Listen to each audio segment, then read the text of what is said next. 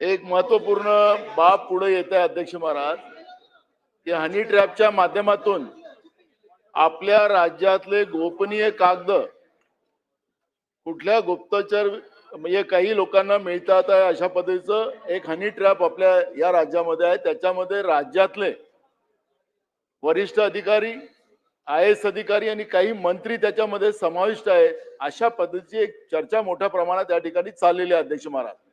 राज्यातले गोपनीय कागद या निमित्तानं आपले त्यांच्याकडे चाललेले आहेत अशा पद्धतीची माहिती आहे अध्यक्ष महाराज।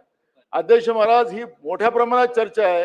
हनी ट्रॅप या पद्धतीचा लावला गेलेला आहे आणि त्याच्यामध्ये वरिष्ठ अधिकारी समाविष्ट आहेत आणि म्हणून अध्यक्ष महाराज, ही महत्वपूर्ण बाब मी आपल्या लक्षात आणून देतो की या हनी ट्रॅपच्या माध्यमातून राज्यातले अगर गोपनीय कागद समजा कुठल्या एंटी सोशल मुवमेंट कडे गेले तर राज्याचंही सगळ्या व्यवस्थेचं त्या ठिकाणी मोठ्या प्रमाणात नुकसान होणार आहे।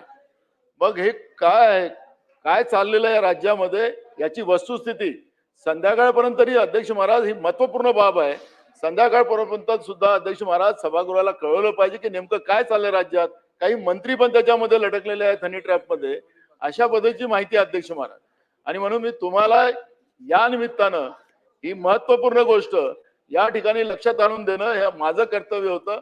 आणि अध्यक्ष महाराज, आपण आमचे या ठिकाणी मालक आहात आणि तुम्ही ही सगळी माहिती शासनाकडून मागवून आम्हाला कळवलं पाहिजे, सदनाला कळवलं पाहिजे। ठीक आहे, शासनाने नोंद घ्यावी।